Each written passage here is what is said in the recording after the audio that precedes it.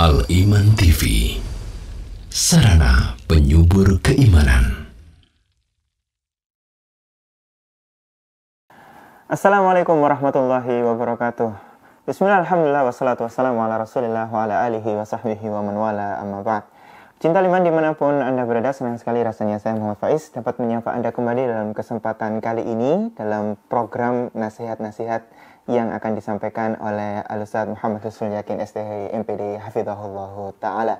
Dan pecinta liman dimanapun Anda berada, bagaimana kabar Anda dan keluarga pada kesempatan kali ini? Semoga Anda dan keluarga selalu dalam perlindungan Allah Subhanahu wa Ta'ala.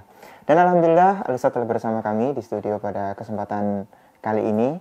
Al-Ustaz Muhammad Husnul Yakin STHI MPDI sudah menemani kita di studio Al-Iman TV pada kesempatan kali ini. Nah, beliau nantinya akan bersama kami di sini untuk membahas beberapa hal yang sangat penting khususnya di tengah-tengah masyarakat kita di akhir-akhir ini. Nah, sebelum beliau memulai materinya atau memulai nasihat-nasihatnya, kita akan menyapa beliau terlebih dahulu. Assalamualaikum Ustaz. Waalaikumsalam warahmatullahi wabarakatuh. Nah, bagaimana kabar Antum Ustaz? Alhamdulillah, kabar baik. Nah, insya Allah pada kesempatan kali ini nih Ustaz, apa yang akan disampaikan Ustaz? Iya, kita akan membincangkan satu hal yang mungkin sederhana, tapi perlu untuk kita ketahui dan sangat penting untuk diketahui oleh umat, terutama berkenaan dengan maraknya SMS, WA, yang itu kadang-kadang kita tidak tahu kebenarannya. Orang mengatakan hoax ya. Nah, hoax. Lebih-lebih menjelaskan viral. Lebih-lebih masalah pilpres ini. Atau mungkin ya yang berkenaan dengan itu makin memanas. Iya, itu yang kita khawatirkan. Nah, baik. Baiklah pecinta lima dimanapun Anda berada, itu yang akan dibahas oleh Al-Ustaz Muhammad Husnul Yakin STHI MPD Hafizahullah Ta'ala pada kesempatan kali ini. Dan nantinya kita akan kemas ini dalam bincang-bincang Ustaz ya. Iya. Nah, jadi nanti akan ada beberapa hal yang mungkin akan kita angkat khususnya dari apa yang kita dapati di lapangan, begitu Ustaz ya. Iya, berkaitan dengan fitnah-fitnah yang sekarang sudah semakin banyak, sudah semakin menyebar luas, dan nantinya akan dikupas tuntas secara singkat, padat dan jelas oleh Al-Ustaz Husnul. Nah, silakan Ustaz, tafadhol. Bismillahirrahmanirrahim. Alhamdulillah wassalatu wassalamu ala Rasulillah wa ala alihi wa sahbihi wa wala wa la hawla wa la quwwata illa billah.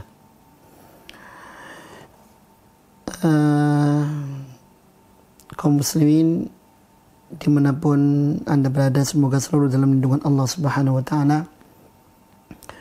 Alhamdulillah, Allah memberikan nikmat kepada kita, nikmat aman, nikmat tentram, nikmat damai, yang mana dengan itu semuanya kita bisa menjalankan keimanan kita kepada Allah dengan seutuh-utuhnya. Kita bisa sholat, kita bisa melaksanakan berbagai macam aktivitas, kita bisa bekerja,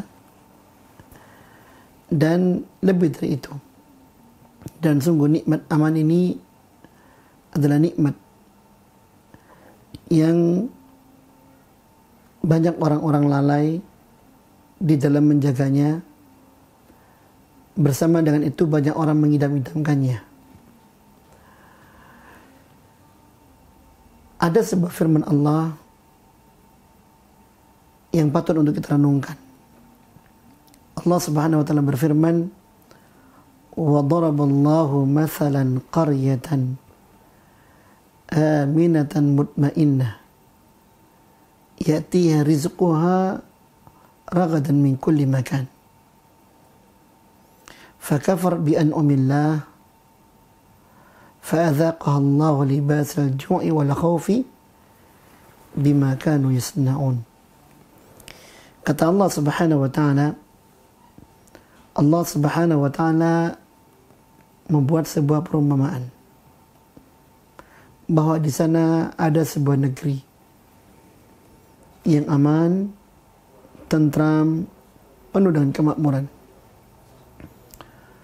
Rezekinya mengalir dari segala penjuru setiap saat. Akan tetapi negeri tersebut penduduknya mengingkari, mengkufuri karunia nikmat Allah Subhanahu wa taala tersebut, mereka tidak menjaganya, mereka melalaikannya. Akhirnya kata Allah, fa'adzaqahallahu libasal ju'i wal khauf.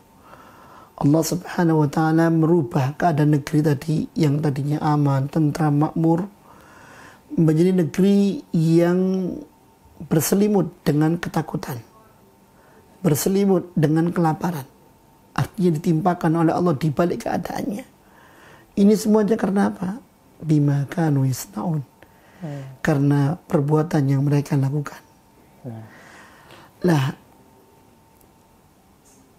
bercermin dengan ayat ini, kita tidak ingin kalau negeri kita ini sebagaimana apa yang digambarkan oleh Allah dalam ayat yang mulia ini.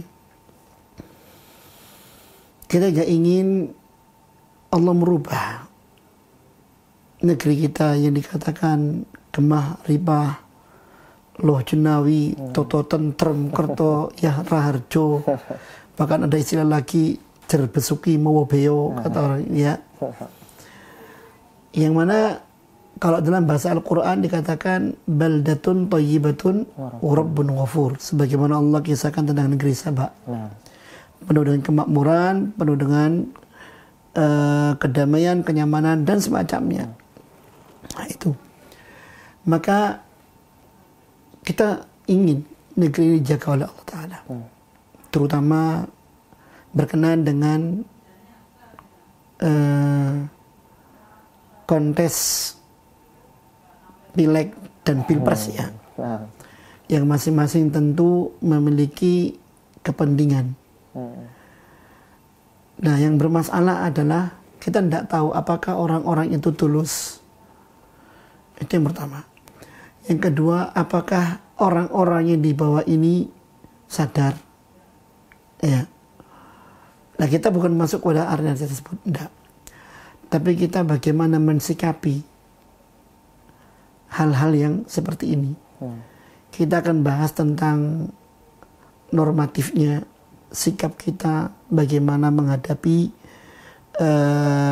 katakan pesta demokrasi ini, ya, supaya negeri kita itu tetap dalam keamanan, tetap dalam kemakmuran, tidak terjadi huru hara. Apalagi huru hara itu pasti permulaannya dari yang namanya desas-desus. Betul. Ada satu hadis Rasulullah sallallahu alaihi wasallam yang dimana hadis ini diriwayatkan oleh Al-Imam Ahmad dan diriwayatkan oleh para ulama-ulama hadis yang lainnya. Lafadznya banyak. Salah satu lafadz yang akan kami sampaikan adalah berbunyi begini. Sayati 'alan nasi sanawatun khadda'at. Akan datang pada manusia tahun-tahun yang penuh dengan penipuan. Dikatakan tahun-tahun penipuan, artinya dalam perjalanan waktu-waktu yang ada di situ banyak tipu muslihat yang berjalan demi meraih suatu tujuan. Iya. Sampai-sampai kata Rasulullah, yusaddaqu fiha al-kadhib. Orang pendusta dibenarkan di tahun. Iya. Kemudian wa yukadzdzabu fiha shadiq. Justru orang yang jujur malah didustakan. Kemudian kata Rasulullah lagi, wa yukhawwanu fiha al-amin. Orang yang amanat malah dikhianati. Dan sebaliknya, wa yu'tamanu fiha al-kha'in. Orang yang pengkhianat malah dikasih amanat. Ini menunjukkan dahsyatnya tahun-tahun tipu muslihat itu. Ditambah lagi parahnya tahun-tahun ini, kata Rasulullah SAW, wa yantiqu fiha ar-ruwaibidah. Di tahun itu mulai banyak bermunculan ruwaibidah. Apa itu ruwaibidah? Itu nanti ya. Ini apa itu ruwaibidah? Iya. Langsung keluar nih tadi. Apa itu ruwaibidah? Apa itu ruwaibidah? Betul. Yang mana kata Rasulullah, ketika Rasulullah mengatakan, wa yantiqu fihi ar-Ruwaibidah. Para Ruwaibidah mulai banyak berbicara. Berani bicara, lantang. Para sahabat mendengar kata istilah Ruwaibidah sebagaimana untuk ungkapan tadi, apa itu Ruwaibidah? Berarti sudah ada pendahulunya. Iya. Para sahabat pun bertanya, ya Rasulullah, apa itu Ruwaibidah? Siapa itu Ruwaibidah? Kata Rasulullah, ar-rajulu tafi yatakallamu fi amril a'ma. Ruwaibidah itu orang-orang rendahan, orang-orang pinggiran, istilah orangnya, yang mana mereka berani berbicara, yang mana masalah yang diomongkan itu adalah omongan yang mencakup hajat hidup orang banyak, baik yang muslim maupun yang kafir. Iya, yang muslim atau yang kafir, semua manusia. Ya, di situ. Dikata Rasulullah SAW, Ruwaibidah mulai bicara. Contoh seperti ini. Tatkala kita duduk-duduk di mana misalkan kungku misalkan. Berapa banyak kita lihat anak-anak muda itu ngomong masalah negara. Betul. Kita ke warung, penjual warung ngomong masalah negara. Masya Allah. Tukang marbot pun ngomong masalah negara. Ya Allah, inilah contoh-contoh Ruwaibidah itu. Belum lagi juga mungkin di atasnya mereka, yaitu orang-orang, ya katakanlah dia memiliki pandangan, ya, tapi dia nggak punya jabatan, nggak punya apa, nggak punya power untuk membuat perubahan. Dia berani berbicara, membuat statement yang itu mencakup hajat hidup orang banyak. Ngomong masalah negara, itulah. Dia merubah, tidak punya jangkauan, ya, tetapi dia berani membuat perkara itu semakin runyam. Namanya berarti bisa disebut kalau bahasa kita provokator. Ya? Provokator, betul, provokator. Ini bahasanya ini, hati-hati provokator ini. Bahaya nih. Ya? Lah, ini dia munculnya Ruwaibidah itu. Lah, kalau seandainya kemunculan mereka itu sudah diprediksi oleh Rasulullah SAW, maka tentunya ini adalah hal yang harus kita perhatikan. Artinya di tahun yang penuh kesibukan, yang penuh dengan penipuan itu, tidak seharusnya, tidak seyogyanya kita tampil sebagai sosok yang semakin memperkeruh keadaan. Siapa itu? Ruwaibidah itu. Katakanlah kacau. Kacaunya walaupun sudah terkendali, akan tapi ini kan ibarat bom waktu yang suatu saat bisa meletus. Yang mana gejolak akar rumput bisa jadi terjadi. Bahkan itu pun dipicu oleh adanya perhelatan elit, momen ini, soal momen ini. Bagaimana sikap kita sebagai seorang rakyat yang beriman kepada Allah Subhanahu wa taala? Di sini kita perlu untuk mengetahui bagaimana Islam itu membimbing. Ya.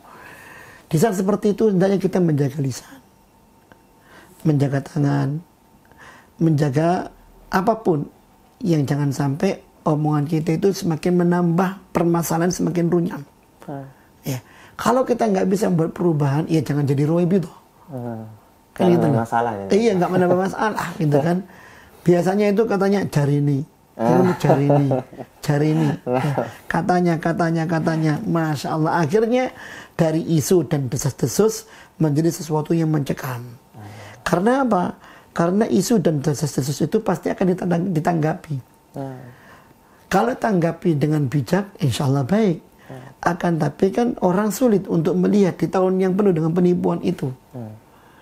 Ini berita pasti atau berita hoax, kan gitu, hoax ya. Hoax ya. Hoax. Ya. Nah, itulah. Nah, ini yang kemudian yang merupakan petunjuk Rasulullah SAW kepada kita semuanya. Jangan sampai kita menjadi Ruwaibidah, yang mana Ruwaibidah ini termasuk yang dikatakan oleh Allah dalam ayat tadi, apa? Fakafarat bi an'umillah. Mereka mengingkari karunia nikmat Allah, keamanan dan kemakmuran itu, ya, tidak menjaga lisannya, tidak menjaga tangannya, tidak menahan dirinya. Akhirnya apa kata Allah? Fa'adzaqahallahu libasal ju'. Allah timpakan pada negeri itu kelaparan, wal khauf, ketakutan. Ya, kenapa? Bima kanu yasnaun, lantaran ke perbuatan mereka sendiri. Seperti itu. Nah, jadi ini merupakan sebetulnya sudah merupakan ramalan ya. Kalau kita bisa katakan, tapi bukan ramalan. Ini mukjizat Rasulullah sallallahu alaihi wasallam. Iya. Nah, ini wahyu dari Allah dan sudah dikabarkan oleh Rasulullah Ustaz. Iya. Nah, ini menarik Ustaz. Karena tadi sempat Ustaz sampaikan yang perlu kita jaga pertama kali adalah lisan. Tapi zaman sekarang ini kan sudah zaman eranya digital. Ibaratnya orang mau menjaga lisan itu susahnya minta ampun, karena hampir di setiap sesi Ustaz ya pasti ada kolom komentar. Nah itu dia. Nah itu mungkin Ustaz, mungkin untuk istilahnya kita tadi sudah jelaskan ciri-cirinya, kemudian kita jelaskan dampaknya terhadap yang skala besar terhadap negara kita. Mungkin ada hal yang bisa kita lakukan agar terhindar dari sisi yang sifatnya tidak langsung, misalnya memperbanyak zikir atau ada beberapa doa yang disampaikan oleh Rasulullah. Iya, barakallahu fiik. Ada hadis Rasulullah sallallahu alaihi wasallam yang mana hadis ini diriwayatkan oleh Muslim. Kata Rasulullah sallallahu alaihi wasallam, "Inna khiyari a'immatikum alladzina tuhibbunahum wa yuhibbunakum wa tusalluna alaihim wa yusalluna alaikum." Pemimpin kalian yang sangat baik dan terbaik buat kalian adalah pemimpin yang kalian cintai dan dia mencintai kalian. Kalian mendoakan mereka, mereka juga mendoakan kalian.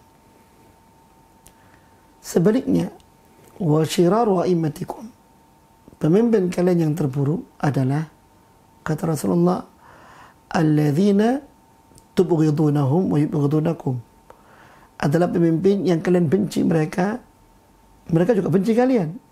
Antum bayangkan, rakyat dan penguasanya nggak ketemu, sama-sama benci. Bahkan kata Rasulullah, wa tal'anunahum wa yal'anunakum, kalian laknat mereka, mereka juga melaknat kalian. La haula wala quwwata illa billah. Mudah-mudahan kita nggak menemui masa ini. Amin. Amin. Tetapi yang menarik adalah ketika Rasulullah ngomong seperti ini, seorang sahabat nyeletuk, "Ya Rasulullah, afala nunabidhum bisayf?" Ya Rasulullah, apa tidak sebaiknya tatkala kita bertemu dengan pemimpin seperti itu yang kami benci, mereka juga benci kami laknat, mereka juga melaknat kami. Sama-sama musuh gitu. Iya, musuh. Kami perangi aja mereka dengan pedang.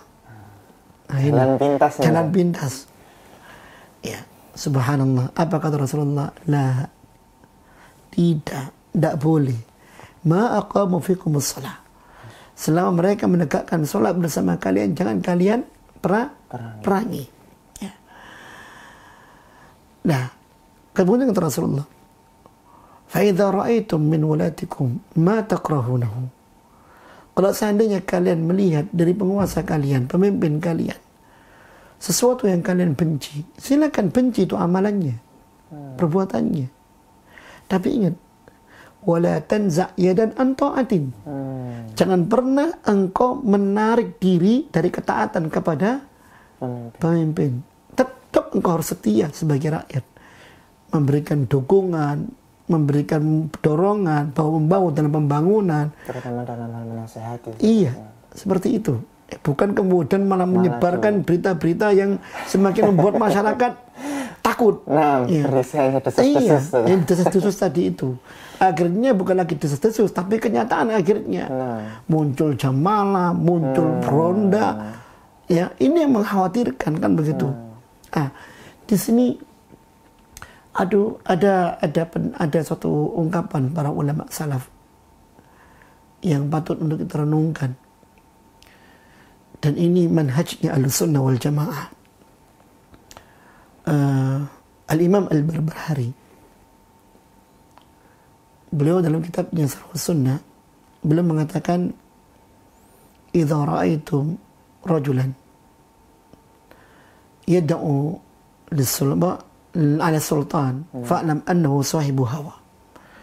Kalau kalian melihat ada seorang yang dia berdoa mencaci penguasanya, pemimpinnya, maka ketahuilah bahwasanya dia adalah orang pengikut hawa nafsu. Terus kemudian kata beliau, wa idza ra'aitum, dan bila Anda melihat rajulan, seorang, yad'u lis-sultan, dia berdoa untuk kebaikan sang penguasa. Penguasanya didoakan yang baik. Ya Allah berikan petunjuk. Ya Allah berikan dia kekuatan untuk bisa mengatur negeri ini, ya, supaya bisa mengeluarkan rakyat dari keterpurukan dan semacamnya. Kalau engkau melihat orang seperti ini mendoakan baik penguasanya, ketahuilah sesungguhnya insya Allah dia sahibus sunnah. Dia adalah pengikut sunnah itu sendiri. Artinya orang Ahlus Sunnah wal Jamaah yang sebenarnya. Nah, apa kolerasinya, kan begitu? Ya ini penting. Karena tadi disampaikan seakan tidak ada usahanya. Ya, iya. Ada usahanya di sini. Yang pertama, kita harus paham. Tidaklah ada kejadian di alam semesta ini, melainkan pasti di sana ada campur tangan Allah. Iya. Dan tidaklah Allah menimpakan sesuatu kepada suatu bangsa, melainkan ya karena bangsa itu sendiri, kan begitu. Ma asabakum min musibatin famin nafsik, kan gitu. Apa yang menimpa kamu berupa musibah, itu sebenarnya dari kamu sendiri. Yang baik dari Allah Subhanahu wa taala, kan begitu. Nah, Allah Subhanahu wa taala Maha benar dengan apa yang Allah firmankan, kan begitu. Makanya pernah Al-Imam siapa? Abul Hasan Al-Basri, Al-Imam Al-Hasan Al-Basri, seorang ulama di kalangan tabi'in. Beliau pernah mendengar di sampingnya ada orang yang mencela Hajjaj bin Yusuf.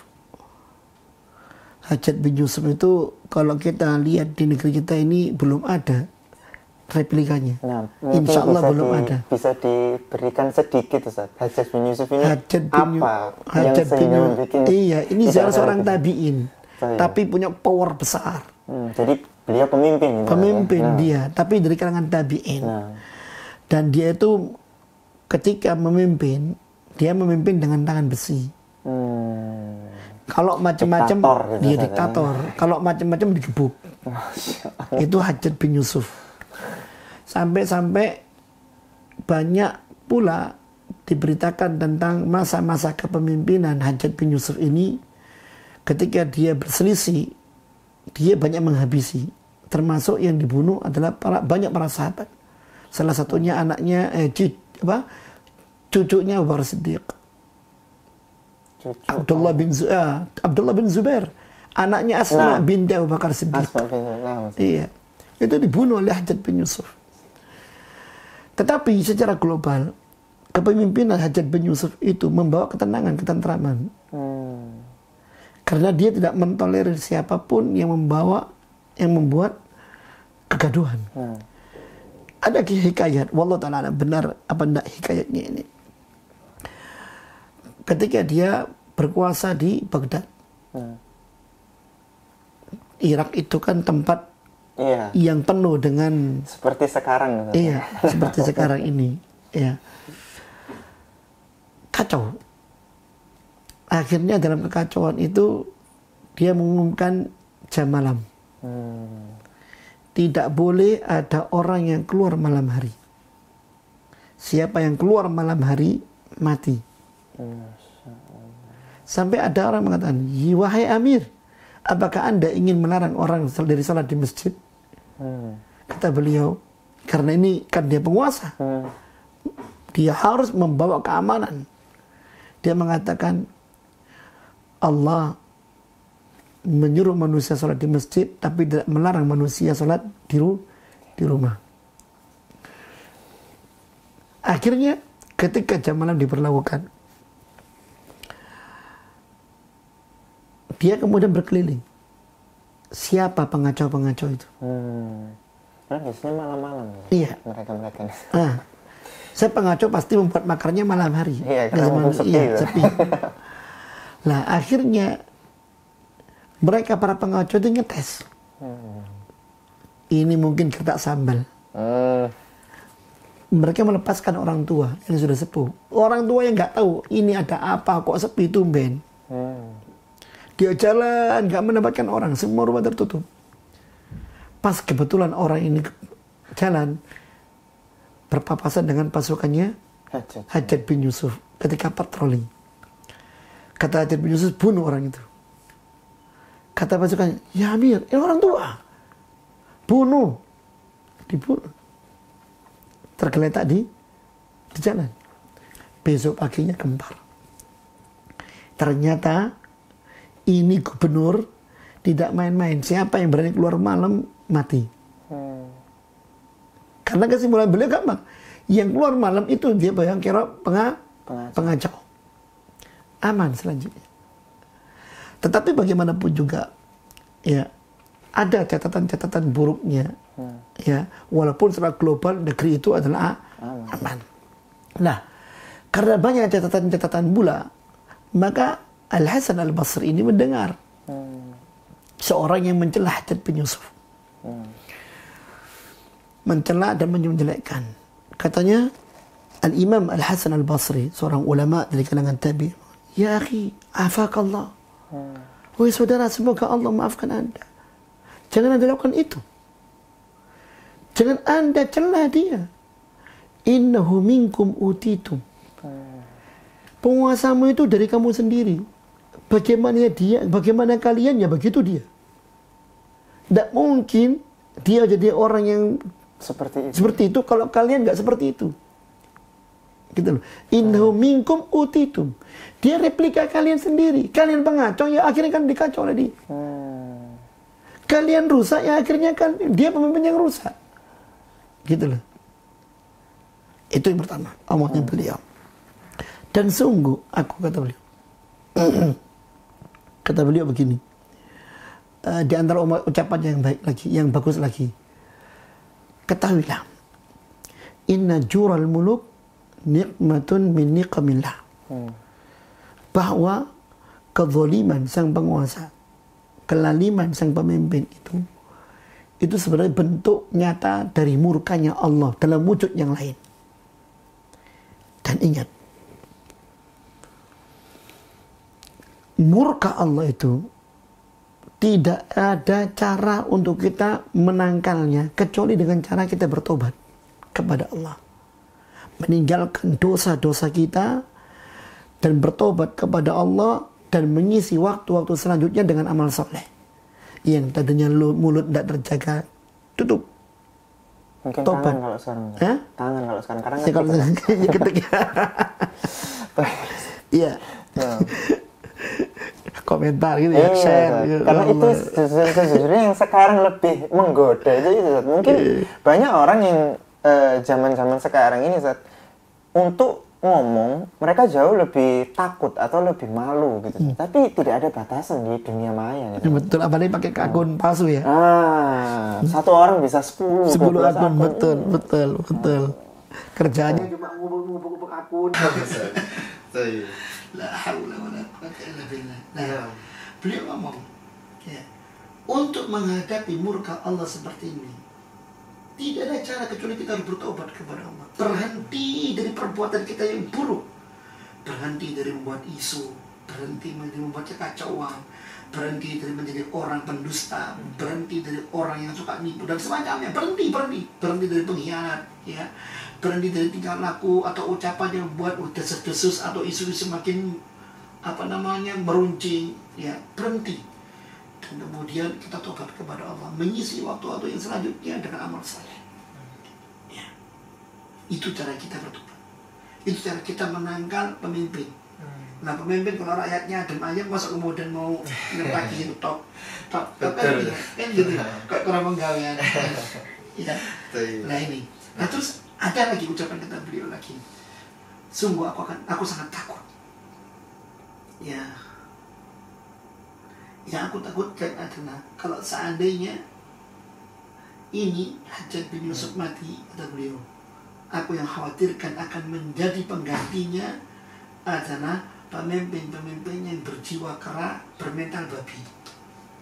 Ya enggak? Lebih jelek lagi dari Hajjaj bin Yusuf. Dan benar kata beliau lagi selanjutnya, sesungguhnya kalau seandainya murkanya Allah itu engkau hadapi dengan pedang, dengan kekerasan, karena dia akta, maka balasannya akan lebih dahsyat. Lihat Syria, apa yang terjadi? Wakil jelas, iya. Nyata sekarang kita lihat. Nyata. Dan kita tidak ingin negeri ini yang indah, ya, yang penuh dengan nikmat Allah SWT jadi seperti itu. Maka dari itu ada suatu ucapan seorang ulama bernama Imam Fudail bin Iyad. Beliau mengatakan begini, idza ra'aitum, kalau beliau begini, lau kanat li da'watun mustajabah, kalau seandainya aku tahu aku punya doa yang pasti dikabulkan oleh Allah Ta'ala, doa itu dikabulkan. Saya mau tanya, kalau antum punya doa yang dikabulkan oleh Allah Ta'ala, antum doa apa? Buat anda sendiri tuh. Nah itu Insya Allah orang pengen istri gadis, tanah dan semuanya. Subhanallah. Nah, karena kita orang ini kan masih ya awal-awal Subhanallah. Lihat ini seorang ulama, Masya Allah, Al-Imam Fudail bin Iyad. Luasnya pandangannya, ya. Beliau mengatakan begini, lau kanat li da'watun mustajabah, kalau seandainya aku memiliki doa yang pasti dikabulkan oleh Allah Ta'ala, ma ja'altuha illa lisultan, aku tidak akan menggunakan doa itu melainkan untuk kebaikan sang penguasa. Subhanallah. Kenapa? Karena kalau seandainya itu doa dikabulkan oleh Allah, maka yang baik bukan hanya penguasa saja, kebaikannya akan merebak pada seluruh negeri. Termasuk yang doa. Yang doa dapat juga kan begitu, ya. Karena apa kata beliau? Kita diperintahkan oleh Allah dan Rasulnya untuk mendoakan sang penguasa. Wa in jaru wa zalamu, walaupun mereka adalah penguasa yang zalim, yang berbuat nakal-naliman, ya. Kenapa? Keturunan mereka hanya untuk mereka sendiri. Allah mencatatnya. Tapi kalau mereka menjadi baik dengan doaku, itu kena semuanya. Subhanallah. Ini suatu analisa yang sangat dalam, ya. Iya. Makanya cara yang terbaik untuk kita itu, ya, solusi agar tidak menjadi ruwai bita gitu kan, yaitu sibukkan diri dan istighfar, memperbaiki diri, dan ya berdoa kepada Allah, semoga Allah menjaga negeri ini. Itu insyaallah. Jadi justru malah sebaliknya, Ustaz. Ketika orang-orang yang tadi disebutkan Ustadz Ruwai gitu adalah orang-orang yang sering menyebar desas-desus, membicarakan istilahnya keburukan-keburukan pemimpin, kemudian menyebarkan fitnah, malah itu bukan solusi. Bukan solusi. Justru yang solusi malah kita perbaiki diri. Nah, kita perbaiki diri kita, terus kita doakan juga. Memang itu yang susah. Itu yang susah memang. Semua berangkat dari bawah. Orang mengatakan bottom up, bukan top down. Kita mulai dari bottom dulu. Ya. Kalau kita baik, insya Allah, antum bayangkan, apakah mungkin rakyat yang baik, rakyat yang sudah bertobat kepada Allah, akan memilih pemimpin maling? Tidak mungkin. Loh, kok muncul pemimpin maling? Kenapa? Ya karena rakyatnya maling. Iya, bisa jadi salah satu di antara. Perampok itu nggak akan mungkin memilih perampok, memilih pemimpin untuk mereka, kecuali perampok yang paling kejam. Betul. Kan begitu. Yang paling kawakan, yang paling senior. Kawakan, iya. Nah. Kenapa? Kalau dia memilih pemimpin yang lemah lembut, nggak untung. Jalan bisnisnya. Iya. Dia pilih perampok yang paling kejam. Nah, kenapa? Untung. Walaupun kadang-kadang karena dia kejam, itu getahnya kena sendiri. Gitu. Bisa-bisa dia dipenggal juga. Nah, makanya mulainya dari kita sendiri. Bukan dari atas, dari kita sendiri. Bertobat kepada Allah Subhanahu wa taala.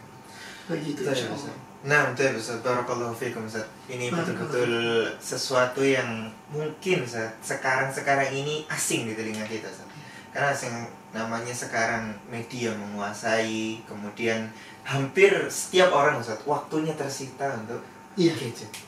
Nah, dan mungkin ini yang bisa menjernihkan suasana, Ustaz, ya? Iya, bahkan salamnya pun salam ini, salam sudah, assalamualaikum. Nah, selesai. Lupa, sudah mulai lupa. Iya. Nah, sudah mulai La lupa. haula wala quwwata illa billah. Betul, Ustaz. Mungkin karena juga ini waktu yang membatasi kita, Ustaz. Karena ini istilahnya bincang santai dengan waktu yang singkat, Ustaz. Tapi alhamdulillah. Nah, insyaallah bermanfaat, Ustaz.